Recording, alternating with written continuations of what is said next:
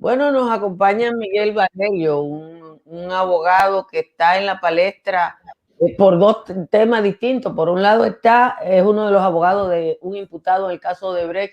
Por el otro lado es un abogado contratado o su firma contratada por el gobierno para el caso de las EDES. Quizás sería bueno iniciar el diálogo preguntándole si eso no es un conflicto de interés.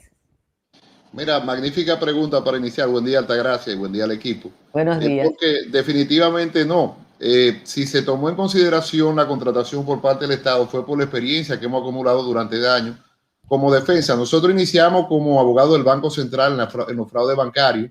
Fue el primer caso grande que manejamos. Y un abogado, como su nombre lo indica, es un auxiliar de la justicia porque la ley no diferencia. O sea parte civil, como este caso, sea defensa, es un abogado que se necesita para ir a postular. ¿Por qué el abogado entra en juego? Efectivamente, porque una persona no puede ir directo. Y en los casos menores, es decir, un robo agravado, un robo asalariado, una estafa, quien acusa es el Estado y quien defiende a un abogado, con lo cual conflicto de intereses solamente hay cuando en el mismo caso uno juega de una parte y de la otra.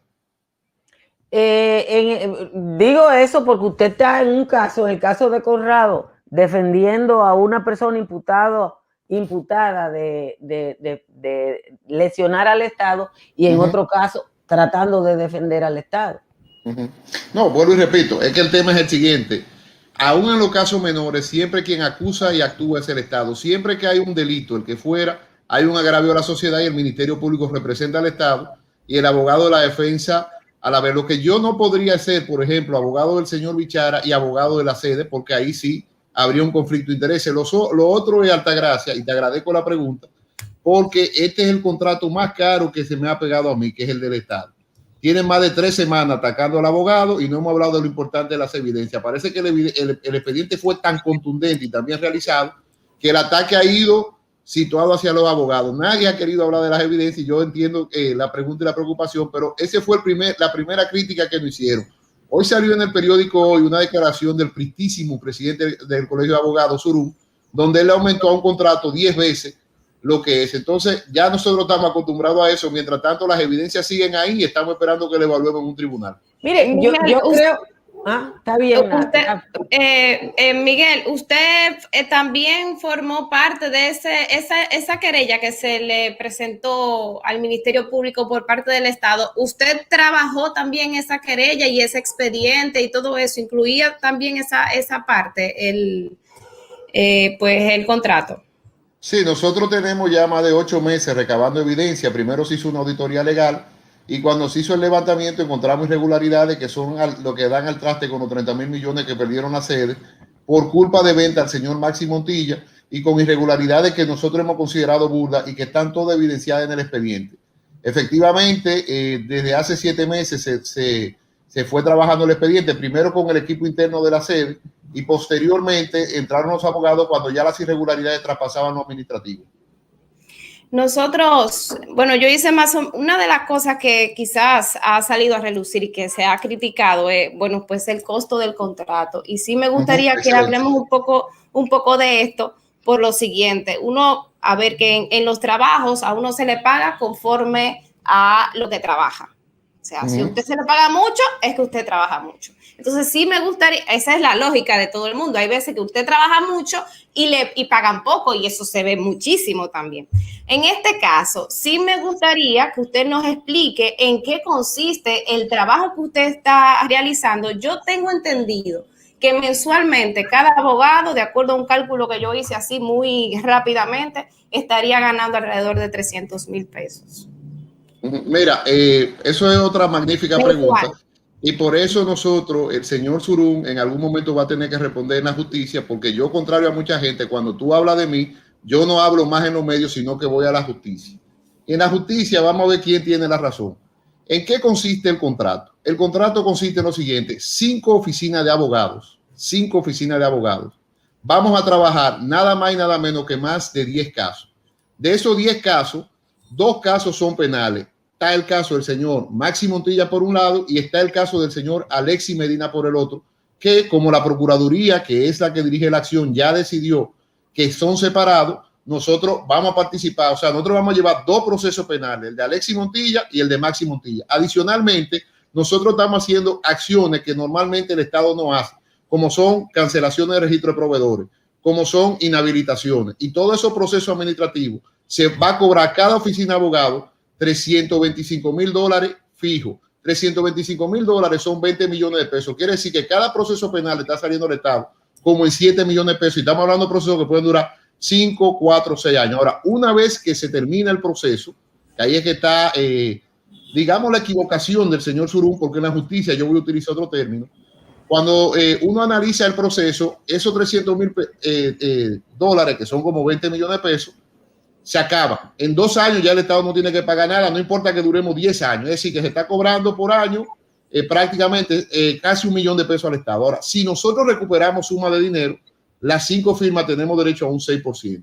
Si recuperamos suma de dinero, que obviamente nosotros estamos aspirando a recuperar la mayoría del dinero porque esa es la misión. Pero el contrato, evidentemente, vuelvo y repito, el primero que empezó fue un señor del PLD, que también nos vamos a ver en la justicia, hablando mentira. Y ya nosotros decíamos muy claro de que eso venía. Nosotros estábamos preparados mentalmente para un ataque a los abogados. Nunca van a hacer un ataque de las evidencias, porque el expediente, y creo que doña Altagracia se lo leyó porque la escuché comentándolo, es muy pesado y muy sólido. O sea, no hay forma de que escapen de ahí, pero es más fácil atacar a abogados en su mayoría de las veces, porque dice, bueno, este es el mensajero, el mensaje no está llegando, pero la experiencia me dice de que al final de cuentas lo que no quieren hablar de la evidencia, que es de lo que tendríamos que hablar. Pero efectivamente, como tú dices, es un contrato en el cual el señor Surún le subió 10 veces lo que estamos cobrando todo, 10 veces. Pero él no está viendo que vamos a trabajar 10 procesos, sino él está viendo como si fuéramos a trabajar un solo proceso. Y es tan falsa la información que él dice que por qué no incluimos Punta Catalina, cuando todo el mundo sabe que Punta Catalina ni siquiera depende ya de la CDEE, sino que es una potestad del Ministerio de Minas, y ni siquiera estábamos apoderados de eso. O sea que es falsedad tras falsedad tras falsedad. Pero yo entiendo la desesperación. El tema es que no queremos hablar de las evidencias. Mire, en esa evidencia hay una cosa que a mí me llamó particularmente la atención. El Ministerio Público, cuando hace todo su trabajo y prepara un expediente representando al Estado, lo podemos ver en el caso Medusa, en las medidas de coerción, que es lo que los medios han tenido comunicación, acceso, en el caso Antipulpo. La mención del expresidente Danilo Medina es casi... O sea, en esos casos no se menciona. En esta querella que se presentaron por parte del Estado hacia las EDE, se menciona a Danilo Medina de una forma incluso más que algunos de los propios imputados. ¿Eso estaría relacionado con que quizás detrás de esa querella podría en un futuro ser investigado el propio expresidente? Mira, el señor Medina, el expresidente Medina, se menciona por una sencilla razón. Hay 4 personas relacionadas a él en el expediente. 4 personas, no estamos hablando de una sola persona. Está el señor Alexis Medina, otra vez, está el señor Maxi Montilla, está el otro hermano del señor Montilla, que ahora no me acuerdo, está el señor de León, está la hermana del señor Montilla, que también es cuñada de Danilo Medina. Es decir, 5 personas relacionadas al entorno del presidente Danilo Medina se encuentran en el expediente por su afinidad de cuñado, en unos casos por la vía directa, porque estaba casado en el caso de León con su hermana. Y los señores Montilla obviamente son los hermanos de Candida Montilla, con lo cual era imposible no mencionar ese lazo, porque de ahí nosotros vamos a derivar consecuencias. Sin embargo, nosotros hemos dicho en varias ocasiones de que todo lo que se puso ahí es porque teníamos las evidencias y los documentos. Y nosotros no encontramos un memo del señor Medina dando una instrucción ahí, pero sí había que mencionar obviamente el vínculo. No había forma de evadirlo porque son 5 relacionados con él. Angeli tiene una pregunta. Sí, cómo no. No se escucha, Angeli. Angeli, no te estás escuchando. Sí. El micrófono apagado. Por cierto, los contratos, como yo creo mucho en la transparencia, yo lo voy a colgar en la página web de mi oficina tan pronto lo revelen la sede, porque eran contratos inclusive que eran secretos, porque lo que se estaba investigando son personas que incluso están adentro de la sede. Hay algunos abogados externos que también van a aparecer en el expediente que todavía siguen contratados por la sede. Y hay un sinnúmero de personajes que están ahí, por eso no se hizo público, pero se cumplió también con el proceso de compra y contratación. Nosotros estamos muy tranquilos. Es bueno saber que usted tiene el tema de la transparencia bien presente. Mire, la pregunta que yo quiero hacerle es la siguiente. Se ha demostrado en los casos de corrupción que ha denunciado el Ministerio Público, que están llevando ahora mismo a los tribunales, que ha habido una captura del Estado donde las cosas funcionaban incluso transinstitucionalmente. Si usted descubre que el acusado al que usted está defendiendo en contra del Estado, en un lado, tiene que ver con el otro caso donde usted está apoyando al Estado, ¿usted le daría paso a la deontología política y renunciaría a uno de los dos casos? Obviamente, es que al momento que aparezca un conflicto de interés hay que renunciar, no hay duda, pero antes de que uno tome un caso, hace un proceso de debida diligencia y ve si hay conflicto de interés, y en este caso no verificamos ningún conflicto de interés. O sea, por ejemplo, para que se haga una idea, yo tengo varios casos en el cual la DGI acusa a mi cliente. No tiene que ver nada con la EDE, es que siempre que el Estado acciona en justicia o aduana o DGI o cualquier institución, es el Estado que actúa. Aún el Ministerio Público sigue siendo el Estado. Valerio, esta es una pregunta quizás un poquito más personal. ¿Y cómo usted se prepara para tantos expedientes que son tan pesados? O sea, el caso de Brecht, este caso de las EDES, es mucho trabajo. ¿Cómo usted trabaja pues todas estas estrategias de defensa? Mira, lo he dicho varias veces, durante 5 años yo fui profesor a tiempo completo de la Escuela del Ministerio Público. Y ahí hay algo que se llama teoría del caso. Una vez que tú evalúas un caso y haces la teoría, la narrativa del caso, en los hechos, en la prueba y en lo jurídico, efectivamente tú puedes manejar múltiples casos. Para que te hagas una idea, un fiscal de línea, como uno le puede ser un fiscal de primer grado, te maneja 500 casos y 400 casos. Porque hay una teoría del caso. O sea, la mayoría de estos casos son métodos de trabajo. Y otro tema es que en mi oficina obviamente no estoy yo solo, habemos más de 7, 8 personas que trabajan conmigo. Yo soy la cara visible porque voy al estrado, voy a los medios, pero atrás de mí siempre hay un equipo. Una pregunta también, señor Valerio. Se dice que esos 5 abogados tienen en común que son profesores de la misma universidad. Sí. ¿Es un coro de abogados? No, un coro de abogados no. Hay gente que no son de la universidad, no. Sí le quiero decir que el doctor Ramón Núñez, que fue el director de la Escuela del Ministerio Público. No, director. Bueno, qué suerte relativo. Si usted ve los montos de los contratos, que yo lo voy a publicar y lo vamos a analizar y lo quiero analizar a fondo. Cuando usted ve ese contrato contra otro contrato que uno firma normalmente, se da cuenta de que el contrato está por debajo del límite, ni siquiera en el límite. Se están cobrando por cada caso como 5 millones de pesos, lo que una locura. O sea, en términos reales, es más trabajo que cosa. Ahora, veo una pregunta interesante en el chat. ¿Se puede contestar el chat también? Sí, Raymond Javier pregunta que por qué darle el 6% de todos los recuperados si ya le han pagado. Sí, por favor, responde esa pregunta. Sí, porque el trabajo de un abogado base tiene un costo. O sea, el tiempo que uno dedica. Mira, nosotros manejamos más de 800 operaciones. Más de 800 operaciones. Estamos hablando de un expediente de más de 40,000 pruebas y efectivamente es el costo del tiempo que uno dura ahí. Ahora, una vez que uno logre el resultado, tiene derecho a un bono de éxito que en la ley hasta un 30%. Nosotros estamos cobrando un 6% que está por debajo inclusive del parámetro de las comisiones de recuperaciones que designó el presidente de la República y estamos manejando un caso en un sector muy tecnificado. O sea, nosotros estamos cobrando lo mismo y exactamente un 6%. O sea, estamos cobrando por debajo. Yo estoy absolutamente de acuerdo en que se contraten abogados privados para estos casos, porque entiendo que el Ministerio Público debe estar asfixiado con todos los otros casos que tiene, y en este caso los abogados complementan un proceso de investigación que, aunque usted diga que un fiscal puede tener 500 casos, yo creo que es difícil. Lo tiene. Lo que pasa, Altagracia, es que estos son casos, como ustedes dicen, grandes. Pero la mayoría del día son casos pequeños lo que uno maneja, aún en su oficina. Cuando digo casos, no es que van a tener 500 casos de estos, se explotaría. Usted tiene la razón. O sea, yo entiendo que ustedes en este caso van a hacer y van a facilitar el trabajo del Ministerio Público porque tienen un proceso de investigación individual para la presentación de la querella. Eso no genera, porque yo no sé nada de derecho, yo soy una lega, no puede generar en algún momento algún tipo de fricción con el trabajo ya realizado por el Ministerio Público, o en este caso es diferente.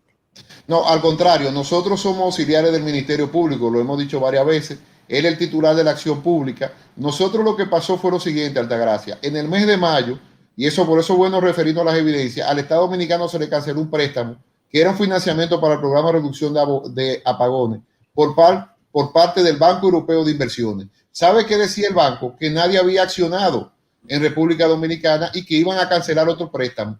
La magistrada Jenny Berenice, al ver el ahorro del Estado, al comprarle directamente a Clara, que supuestamente era el señor Maxi Montilla, de más de 1.200 millones de pesos, llamó al señor Astacio. ¿Qué dijo el señor Astacio? No, yo creo que ya con esto del Banco Europeo, más este ahorro, nosotros tenemos que poner la querella porque efectivamente el Código Procesal Penal a él lo obliga a interponer la querella. Y lo digo porque hay muchos funcionarios que pueden estar tapando personas y el que tape se hace cómplice. Y eso fue la asesoría que le dimos al señor Astacio. Mire, las irregularidades que encontramos aquí sobrepasan ya lo administrativo. Aquí hay irregularidades de índole penal. Y como bien usted dice, no solamente que somos auxiliar del Ministerio Público, sino que el titular de la acción pública es el Ministerio Público. Nosotros como abogados somos la parte civil de empresas, porque acuérdense que las sedes son empresas de capital mixto, tampoco una entidad 100% que podamos decir estatal. Incluso hay un pequeño porcentaje de los ex trabajadores de la CDE y fue a los consejos de administración y se aprobó el trabajo y efectivamente estamos cooperando con el Ministerio Público que no daría abasto para revisar operaciones de tantos millones al tiempo que va realizando estos casos y el Estado obviamente va a apoderar a otros abogados en otros casos. Bueno, a tu dale, Altagracia, dale. No, Altagracia, dele. Me gusta, este es un tema que yo lo quería debatir y me gusta que hablemos de los honorarios, que hablemos del contrato, porque no hay ningún problema. Usted acaba de decir algo que yo quiero que lo explique, porque usted acaba de decir que el funcionario, que hay funcionarios que pueden estar encubriendo personas o situaciones y que eso lo convierte en sujeto también de la misma pena. Explique eso, para yo saber. No, mira, a mí me ha sorprendido y voy a hacer una indiscreción porque el Ministerio Público, contrario a lo que la gente cree, ha sido muy abierto a que cualquier institución que tenga evidencias sólidas sobre un caso, porque usted no va a ir con un expediente flojo al Ministerio Público, que la presente. Cuando nosotros nos presentamos allá, en el caso particular tanto del doctor Ramón Núñez, hablo por él y por mí, nosotros fuimos profesores de la Escuela del Ministerio Público y duramos 5 años, tanto con el señor Camacho como con Jenny Berenice, trabajando a diario con fiscales. Y ellos nos dicen con mucha efusividad que ojalá que todo el que tenga sus pruebas la presente, porque el Ministerio Público no puede estar con una lupa en cada caso, es lo que usted dice, es imposible. Entonces, ¿qué dice el Código Procesal Penal? Aquella persona que teniendo evidencia de un crimen como funcionario público que está obligado a presentarla, está ocultando. Y el Código Penal dice que ocultar un delito, usted se hace cómplice. Quiere decir que si esa persona le correspondía una pena de 20 años, a usted que está ocultando eso, le costaría una pena de 6 o 7 años. Porque aquí, Altagracia, por suerte uno no brega con política, parece como que hay como un clan de ocultar y aquí no se puede ocultar nada. Aquí te tiene que saber todo lo que fue irregular y delictuoso. Eso es así, no hay otra forma. Esa es la justicia. Yo tengo una pregunta un poco relacionado con este caso de Odebrecht y con la información que se dio a conocer en estos días sobre Miguel José de Moya, que él, en el interrogatorio que se hizo, hay dos cosas que me llaman la atención que quiero que usted me responda. Primero dice que la parte acusada, incluyéndose a Víctor Díaz Rúa, sí, estaba como preparando tenía como una especie de estrategia de comunicación que implicaba pues hablar en los medios, atacar mediáticamente al Ministerio Público. Y por otro lado decía también que él como parte del trabajo que hizo en la Procuraduría General de la República trató de mediar con estos acusados del caso Odebrecht para que no salieran tanto desde el punto de vista mediático porque no le hacía bien al proceso, y que esa mediación incluía personas, o sea, que él habló con los acusados, incluso en compañía de su familia, para mediar. Primero, es cierto que la estrategia quizás de Díaz Rúa y de parte de los acusados implicó atacar mediáticamente al Ministerio Público, y por otro lado, realmente, ¿cuál fue ese papel de mediador que ejecutó ese acusado? Mira, yo voy a hacer una confesión, porque ya salió público en el día de ayer, pero yo creo que ese imputado deberían ahora darle su prisión preventiva de verdad, porque le mintió al Ministerio Público. Pero además de que le mintió al Ministerio Público, póngase en la lógica de que una persona supuestamente va a mediar con usted en una defensa. Eso de por sí una vulneración a los derechos fundamentales. O sea, que el señor Moya venga a mediar el qué, cuando evidentemente aquí había dos bandos peleando. Y en el caso del ingeniero Víctor Díaz Rúa, el enfrentamiento fue atroz, o sea, atroz, que se ha ido más allá de lo de un proceso. ¿Qué fue lo que ocurrió? Que el señor Moya fue a amenazar al ingeniero Víctor Díaz Rúa y le dijo que no podía defenderse y que no se podía mencionar al ex procurador Jean Alain Rodríguez durante una semana. Y ante esa situación, el ingeniero Víctor Díaz Rúa lo que le dijo a los abogados fue que con más fe atacáramos y que se siga el pleito. Entonces, de mediar no hubo nada, lo que sí hubo fue una amenaza que me lo comentó el señor Díaz Rúa y yo efectivamente no tengo por qué no creerlo. ¿Y dónde fue esa amenaza?